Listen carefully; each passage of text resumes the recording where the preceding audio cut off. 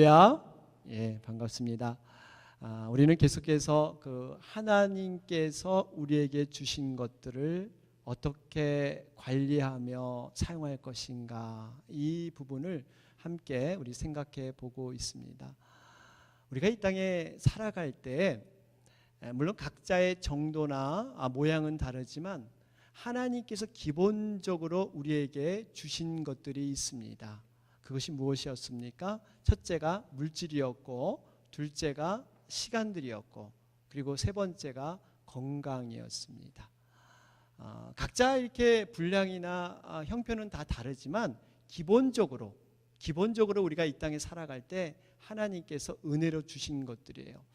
그런데 우리 사람들은 대부분 자기에게 주어진 것보다 새로운 것을 많이 요구하는 경우가 있습니다. 믿는 자도 예외는 아닌 것 같아요. 하나님께서 주신 것보다 새로운 그 무엇을 주기를 더 바라는 이런 형편들이 우리들 모습 가운데 있습니다. 그런데 하나님께서는 새로운 어떤 것을 주시기 전에 한 가지 보시는 것이 있어요. 우리에게 허락하고 주신 것들을 어떻게 사용하는가, 어떻게 관리하고 있는가, 어떻게 그것을 누리고 있는가, 이런 것들을 먼저 하나님이 보고 계십니다. 그러면서 이것을 어떻게 다루는가에 따라서 새로운 것을 부어주시는, 이것이 하나님의 뜻이에요. 우리가 하나님이 주신 것들을 정말 잘 관리하면요, 축복의 통로가 될 수가 있습니다. 또 하나님이 주신 것을 잘 우리가 사용하면 믿음의 정도가 달라지고 하나님을 경험하는 그 수준이 달라지게 되어 있습니다. 그렇기 때문에요, 우리에게 주신 것들을 여러분 잘 사용하는 것 굉장히 중요합니다. 그래서 제가 지난 시간에 여러분 시간 관리에 대해서 말씀을 드렸고요. 오늘은 그 마지막 시간으로 건강에 대해서 우리 함께 생각해 보기를 원합니다.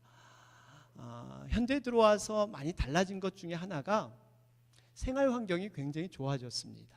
더불어서 의료 혜택이 굉장히 늘어났죠. 그러다 보니까 많은 사람들이 기대 수명이 굉장히 늘어가고 있습니다. 그래서 흔히들 요즘 100세 시대다, 이런 말들이 오고 가고 있습니다. 그래서 그런지 여러분 요즘 보면요, 과거의 그 어느 때보다 건강에 굉장히 관심들이 많이 가 있습니다. 요즘 이 실버 산업이라 그러죠. 노인분들을 위한 그러한 산업, 특별히 이 건강 산업. 다른 사업은 좀 이렇게 불황이 있더라도 그 재정적인 규모가 이런 사업은 지금 엄청나게 늘어가고 있습니다. 그래서 그런지 이 건강 보조식품 이런 것들이 날개 돋친 듯 많이 판매가 되고 있습니다. 그런데 이런 모습을 보면 참 아이러니컬한 것이 하나 있습니다. 그것이 뭐냐면 건강식품에도 유행이 있다는 사실이에요. 마치 이 패션을 이렇게 옷을 입는 것처럼 유행이 있듯이 건강식품에도 유행이 있어요. 10년 전에 몸에 좋다는 식품과 5년 전에 좋다는 거와 1년 전에 좋다는 것이 다 달라요. 우리 몸은 변함이 없는데 그 좋다는 것들이 유행에 따라서 이렇게 바뀌는 경우가 있습니다. 그래서 요즘 유행하는 건강식품을 먹어야만 내가 좀 건강해질 것 같은 이런 유혹들이 있어요. 과거에 오래전부터 먹었던 음식은, 그 좋은 건강식품은 덜 건강한 것처럼 이렇게 여겨지는 것. 여러분 이것이 상술이죠.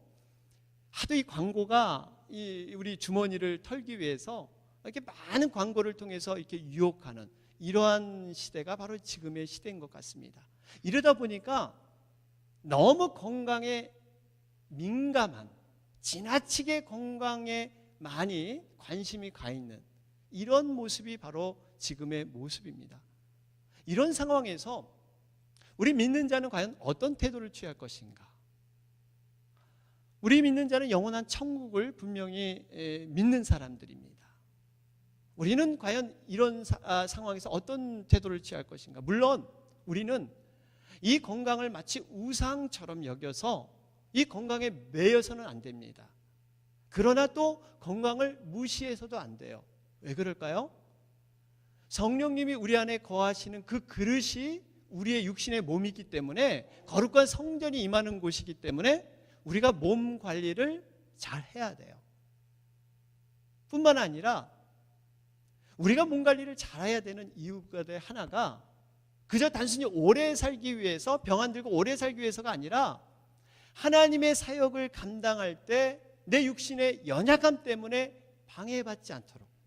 여러분, 육신이 연약하면요, 하나님의 사역을 하고 싶어도 못하는 경우가 종종 있습니다. 물론 그것을 뚫고서 육신의 연약한 가운데서도 하나님을 왕성하게 하시는 정말 훌륭한 믿음 있는 분도 계시죠. 그런데 보편적으로 우리가 약해지기 마련이에요. 이런 의미에서 여러분, 건강관리를 해야 합니다. 물론 여러분, 우리가 건강관리를 한다 해서 다 건강해지느냐? 그렇지는 않습니다. 우리가 최선을 다하지만, 모든 삶의 분야가 그렇잖아요. 최선을 다하지만 최고로 그 상태를 허락하시는 분은 여러분 하나님인 줄로 믿습니다. 하나님이 건강을 주셔야 돼요.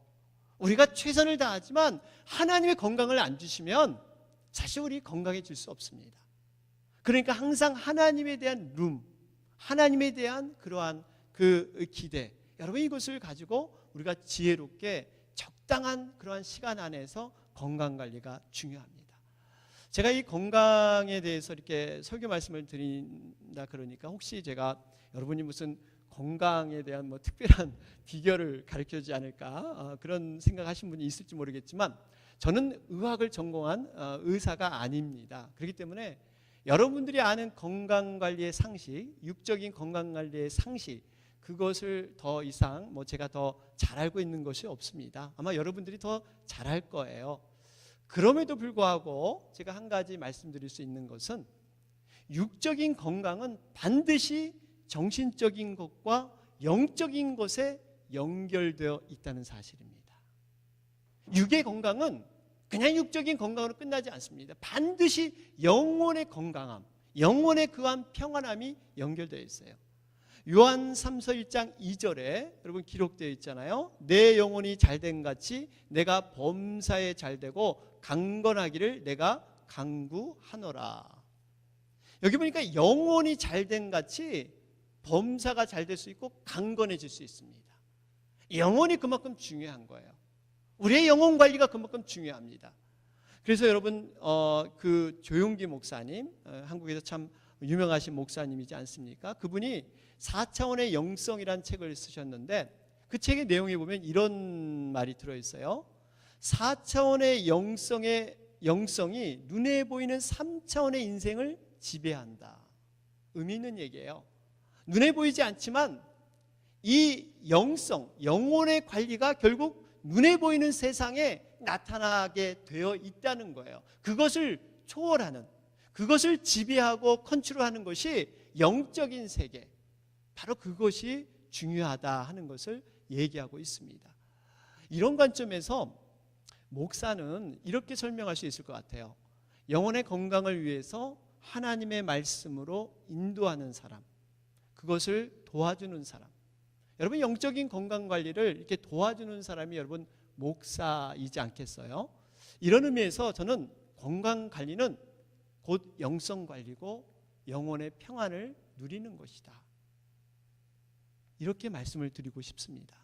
절대적으로 여러분 육적인 건강은 평안한 마음이 없다면, 영혼의 이러한 우리의 안정이 없다면, 아무리 모든 걸 다 소유하고 아무리 좋은 음식을 많이 먹어도 우리의 영혼이 여러분 하나님 앞에 평안하지 않으면 건강하지 않습니다. 여러분도 아마 동감하실 거예요. 이 건강을 해치는 여러 가지 원인들이 있죠. 그 중에 가장 보편적이고 공통적인 주범이 있다면 여러분 그것이 무엇일까요? 우리가 잘 아는 스트레스. 스트레스. 약방의 감초처럼 모든 병의 원인은 스트레스예요. 스트레스. 그래서 어떤 분이 이런 얘기를 해요. 가끔씩. 야, 스트레스 없는 곳에 좀 내가 살고 싶다. 없는 나라가 없을까? 정말 스트레스 받는 게 너무 힘든데 좀 이 없는 곳에 나는 그곳에 살고 싶다. 여러분 죄송한 말씀이지만 그런 곳은 이 땅에 없습니다. 스트레스가 적고 많고 정도의 차이는 있을지 모르지만 스트레스가 전혀 없다? 불가능한 거예요. 우리가 숨쉬고 사는 동안 항상 스트레스는 존재하게 되어 있습니다. 천국이 아닌 이상 여러분 스트레스는 어느 곳이나 있어요. 그렇기 때문에 이 스트레스는 마음에서 오는 병입니다.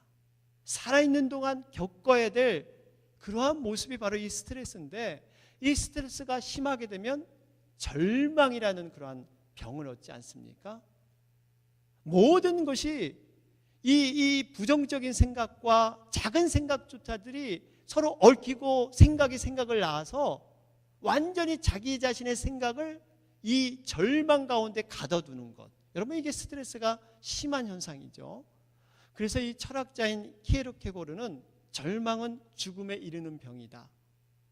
이 사람들이 육신의 병 때문에 죽는 게 아니라 이 절망 때문에 죽게 된다, 이렇게 얘기를 했고요. 또 이 펄벅이라는 사람, 여러분 대지를 쓴 소설가이죠. 그분은 이렇게 얘기를 했어요. 희망 없이 빵을 먹는 것은 천천히 굶어 죽는 것이다. 희망 없이, 비록 육신의 배는 채우지만 희망이 없다면 결국 그 영혼은 죽게 된다. 여러분, 정말 이 스트레스가 우리에게 문제긴 문제입니다. 미국의 그 통계를 우연히 보니까요, 물론 지금부터 한 10여 년 전의 통계이긴 합니다. 2004년도의 통계인데요, 건강을 위해서 이 스트레스를 해소하기 위해서 매년 미국에서 사용하는 그 비용이 약 3천억 달러, 우리 돈으로 345조 원에 해당한다고 합니다. 이것이 2004년이니까요. 만약에 지금으로 하면 4천억 달러 이상은 되지 않겠습니까? 엄청난 경제적인 손실. 여러분, 이것이 스트레스 관리에 들어가고 있습니다. 또한 한국의 상황은 여러분 어떻습니까? 한국의 상황을 보면 너무나도 절망의 소식들이 많이 이렇게 돌아다니고 있습니다. 여러분, 요즘 20대, 30대 유행하는 그 단어가 있죠. 3포 세대. 여러분 아마 들어보셨는지 모르겠어요. 한국에서 유행하는 그러한 말인데, 이 3포, 세 가지를 포기하고 산다 그러잖아요. 연애, 결혼, 출산. 요즘 연애를 안 하려고 합니다. 연애해도 결혼을 안 하려고 해요. 결혼해도 아이를 안 낳으려고 해요. 그래서 저출산 때문에 엄청 지금 사회적인 혼란이 일어나고 있습니다. 여기다가 취업하고 내 집 마련까지 포기하면 5포 세대, 5가지를 포기하는 거래요. 거기다가 인간관계에다가 희망까지 없으면 7포 세대, 7가지를 포기하고 산다고 합니다. 거기다가 요즘 최근에는 등장하는 것이 수저 계급론. 여러분 들어보셨죠? 출신 배경에 따라서 금수저, 은수저, 동수저, 흙수저, 부모로부터 물려받은 그 물고 나온 그 수저, 그 부와 명예를 그대로 유지해서 이 땅에서 살아간다는 거예요.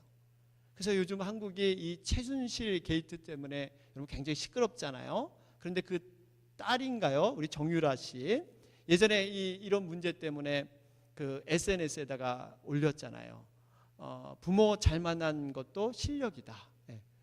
너희들 이렇게 그러면은 부모 잘 만난 것도 내 실력이다. 이런 말을 해가지고 이 사회적인 원성을 이렇게 사기도 했습니다만, 어쨌든 간에 이 주의를 보면요, 스트레스를 안 받을래 안 받을 수가 없습니다.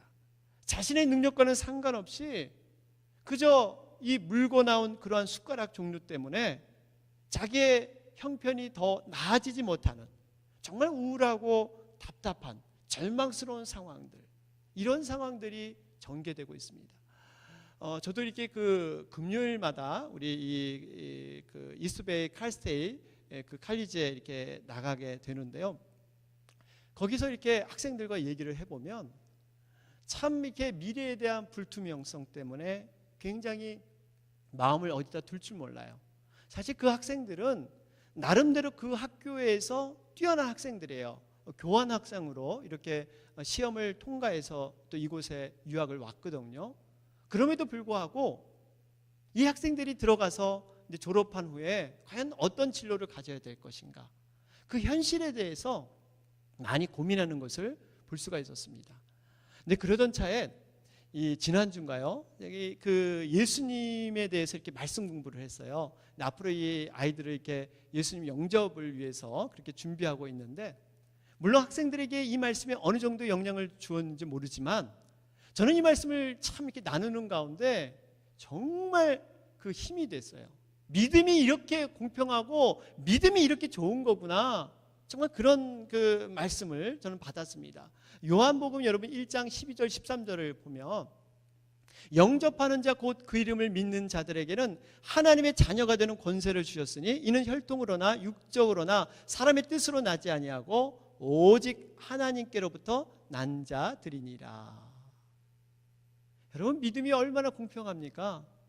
세상에는 혈통으로나 내가 누구 집에서 태어났나, 육정으로나 나와 관계된 정이 있는 사람들, 사람의 뜻, 이런 것으로 누구는 부모 잘 만나서, 누구는 누구 줄을 잘 타서, 여러분 이런 것으로 이렇게 판명되지만 믿음의 세계는 오로지 하나님께로 난 자들, 믿음의 세계는 공평한 겁니다.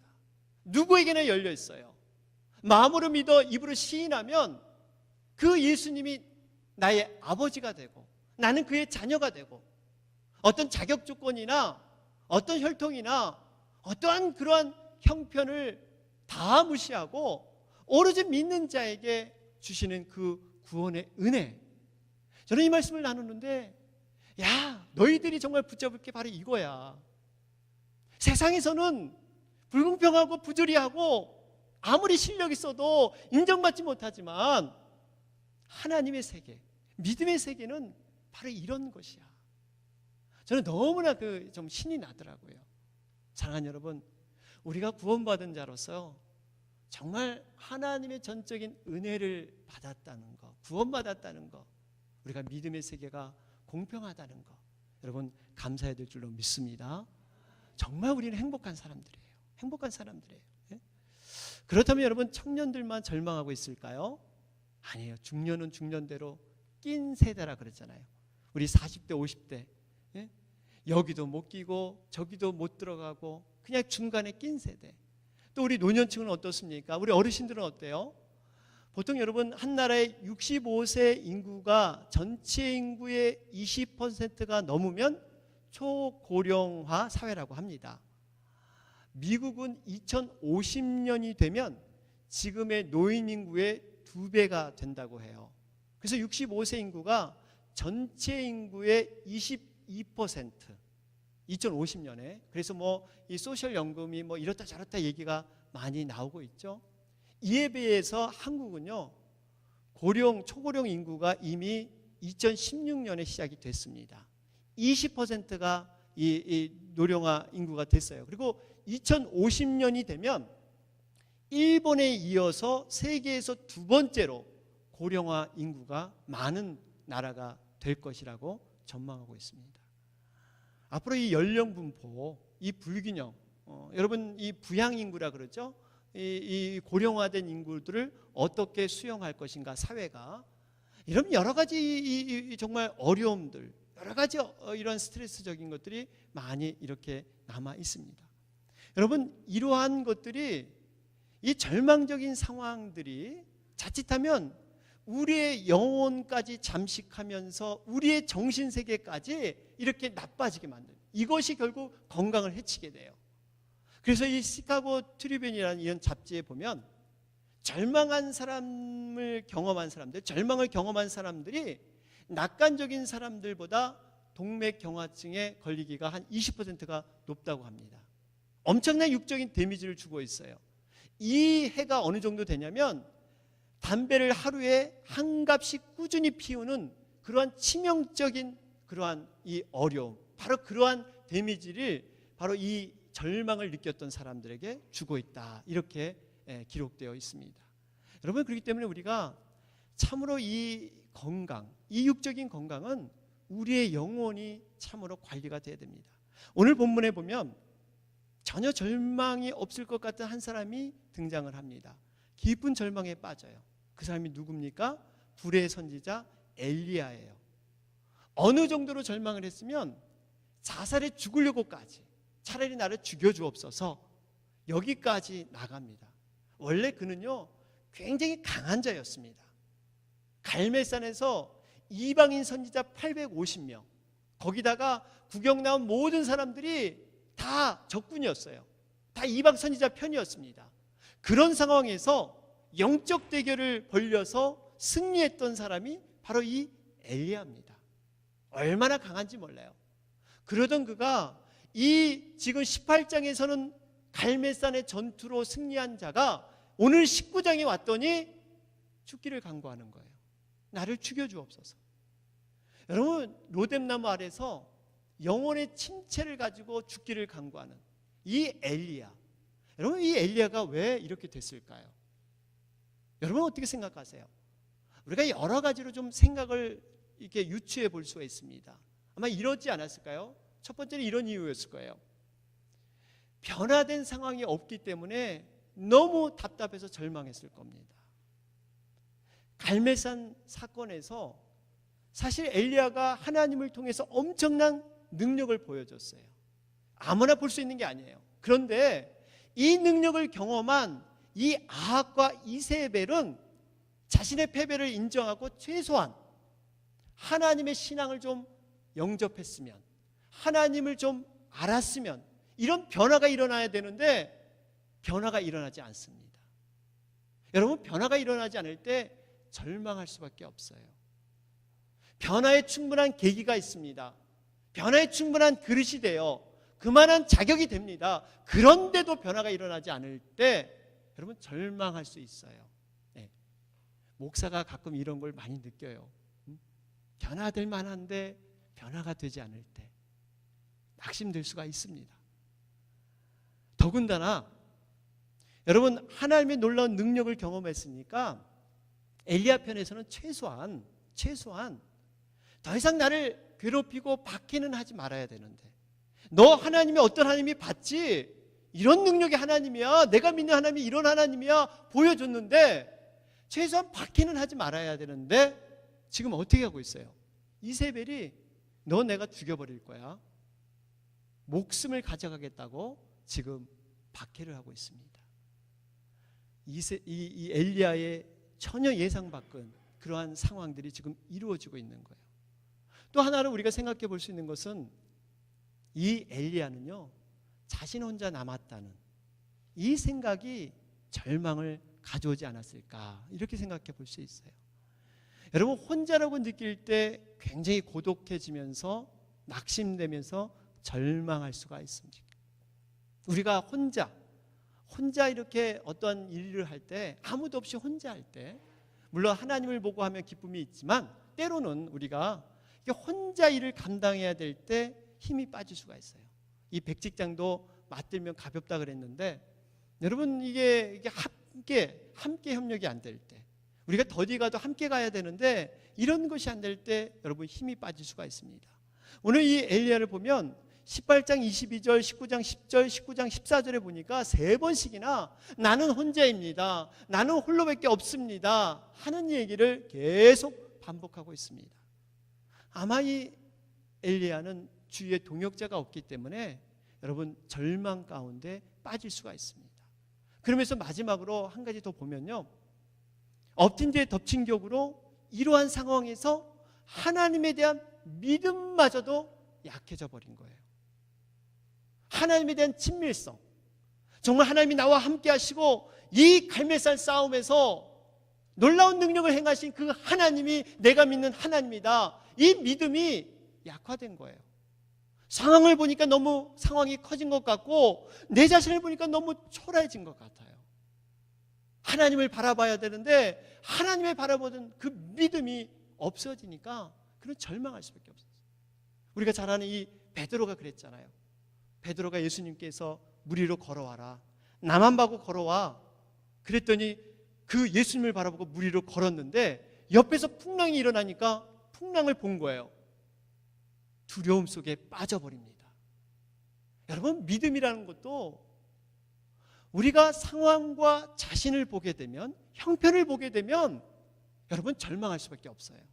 믿음이라는 것은 그 상황과 형편과 자신을 보는 게 아니라 바로 온전케 하신 그 예수 그리스도, 그 주님을 바라보는 것이 여러분 믿음인 줄로 믿습니다.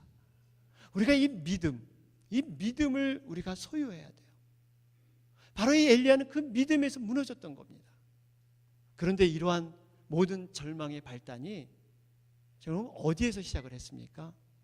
이 말 한마디에서 시작해요. 말 한마디. 여러분, 그래서 말 한마디가 굉장히 중요합니다. 우리가 이 말 한마디가 영혼을 살리기도 하지만 영혼에게 절망시키는 이러한 말 한마디가 우리 입에서 나올 수 있어요. 지금 이 엘리야는 이세벨의 말 한마디에 완전히 넘어집니다. 열왕기상 여러분 19장 2절 보세요. 2절을 보니까 이세벨이 사신을 엘리야에게 보내어 이르되 내가 내일 이맘때에는 반드시 내 생명을 저 사람들 중 한 사람의 생명과 같게 하리라. 그렇게 하지 아니하면 신들이 내게 벌 위에 벌을 내림이 마땅하니라. 여러분, 여기서 이것이 이 지금 이세벨의 말이 엉뚱한 협박이고 공갈, 거짓이라는 것을 우리는 알 수가 있습니다. 그 이유는 만약에 이세벨이 이 엘리야를 죽이길 원했다면, 요즘 여러분 이 김정남 그렇게 암살한 사건 알잖아요. 조용히 암살단을 보내다든지 뭔가 특공대를 보내서 그냥 엘리야를 죽여버리면 돼요. 그런데 굳이 내가 너 죽일 거니까 너 그거 알아? 이렇게 사신을 보내서 이렇게 알릴 필요가 없습니다. 쥐도새도 모르게 죽여버리면 돼요. 그런데 왜 알렸을까요? 스스로 무너지게 하기 위해서. 그러면서 여기 보면 이 이세벨이 맹세하는 기준이 너무 엉뚱해요. 여기 보니까 신, 내가 너를 죽이지 않으면 내가 믿는 신이 나에게 벌을 내릴 것이다. 여러분, 이것은 반드시 죽이겠다는 의지의 표현이기도 하지만 지금 이세벨이 믿는 신들이 어떤 신들입니까? 방금 전에 이 엘리야가 하나님을 통해서 그 거짓신들, 아무런 능력 없는 거짓신들을 보여줬잖아요.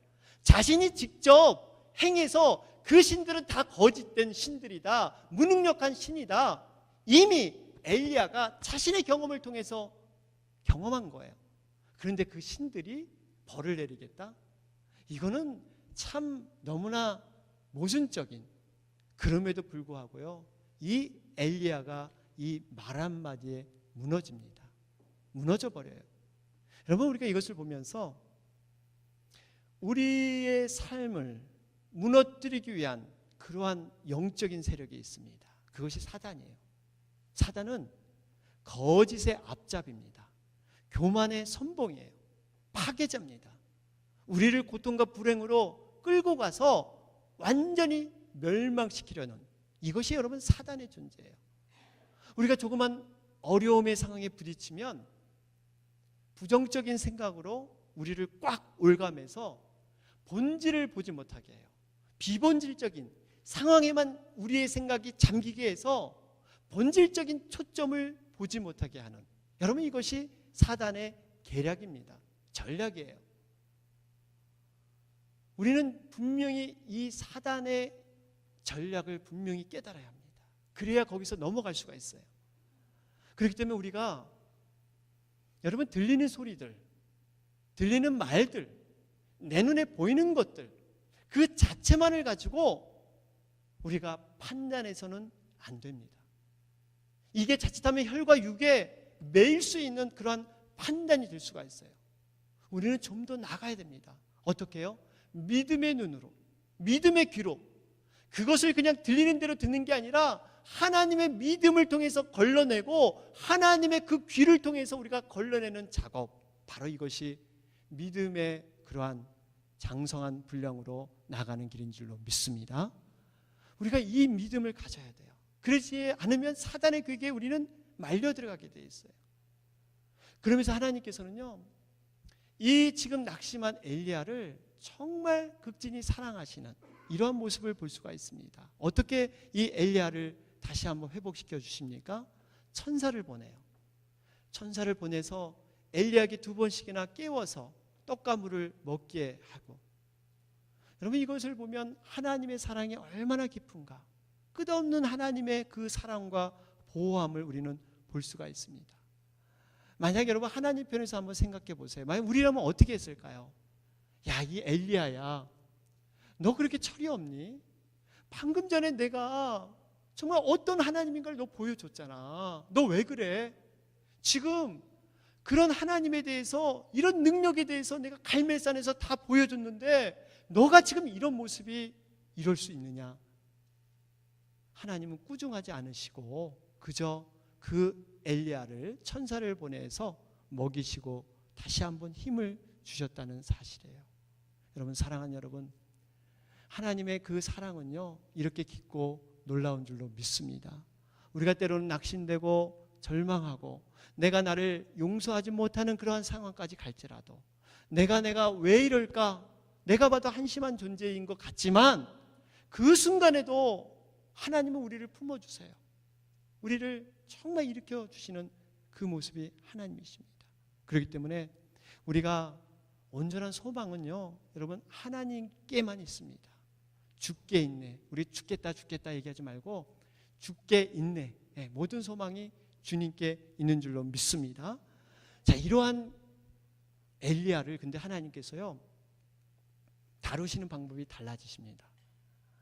이 호렙산으로 회복시켜서 사역을 다시 한번 일으키시는데 하나님의 임재하는 방법이 다르세요. 과거에 있던 그 임했던 하나님의 방법이 아니라 새로운 방법으로 이 엘리야에게 임하십니다. 오늘 우리 본문 열왕기상 여러분 19장 11절 12절을 이렇게 쭉 보면 여러분 거기 보면 강한 바람에도 하나님이 안 계시고 지진 가운데도 안 계시고 그렇게 얘기하고요. 우리 12절 한번 읽어볼까요? 오늘 본문 12절 여러분 한번 보겠습니다. 같이 읽겠습니다. 시작. 또 지진 후에 불이 있으나 불 가운데에서도 여호와께서 계시지 아니하더니 불 후에 세미한 소리가 있는지라.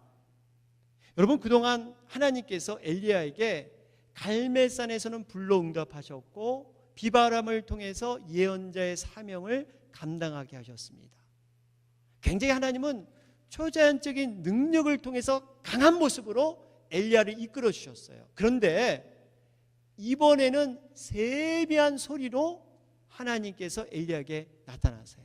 여기 소리라는 것은 음성, 목소리, 보이스라는 것으로 번역할 수 있는데요, 세미한 음성으로, 초자연적인 방법이 아니라 세미한 음성으로 엘리야를 이끌어 주세요. 이 의미가 중요합니다. 하나님께서요 우리에게 일상생활 가운데, 평범한 삶 가운데, 조용한 가운데 하나님의 계시, 세밀한 음성으로 우리를 이끌어주고 계시다는 사실입니다.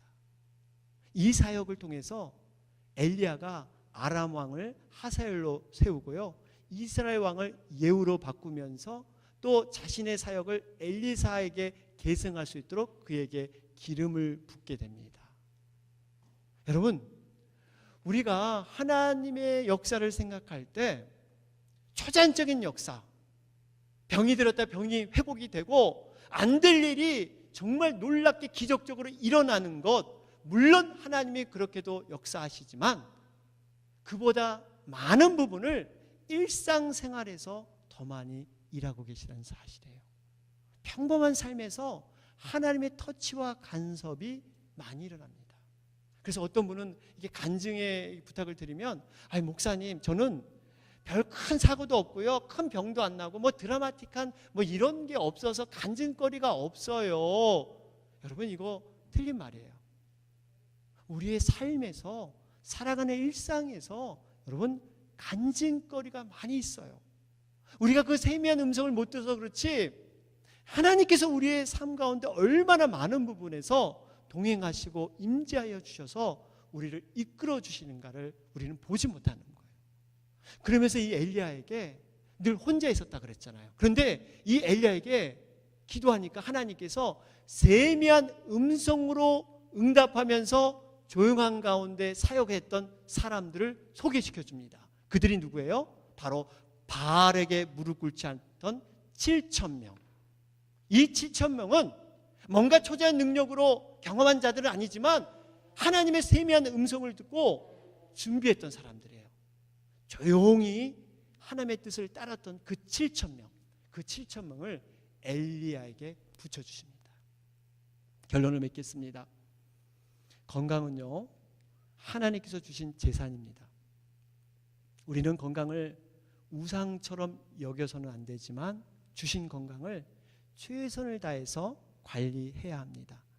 이유는 단순히 오래 살고 건강해져서가 아니라 하나님의 사역을 하는데 최소한 방해받지 않기 위해서입니다. 최선을 다해야 돼요. 그러나 최고는 하나님이 부어 주셔야만 건강이 완성이 됩니다. 육적인 건강은요, 영적인 평안이 먼저 선행돼야 합니다. 오늘 본문에서 살펴봤지만 스트레스와 절망은요, 위대한 사람 엘리야도 겪었습니다. 또 어떤 상황에도 여러분 절망이라는 것이 있을 수가 있어요. 엘리야를 보면요, 엘리야는 참 특이한 경우에 절망을 했죠. 보통 사람 같으면 실패하고 나서 절망을 겪잖아요. 내가 일이 안 돼, 이렇게 해서 안 돼서 절망이야 이러는데 엘리야는 달랐어요. 성공했어요. 갈멜산에서 승리했잖아요.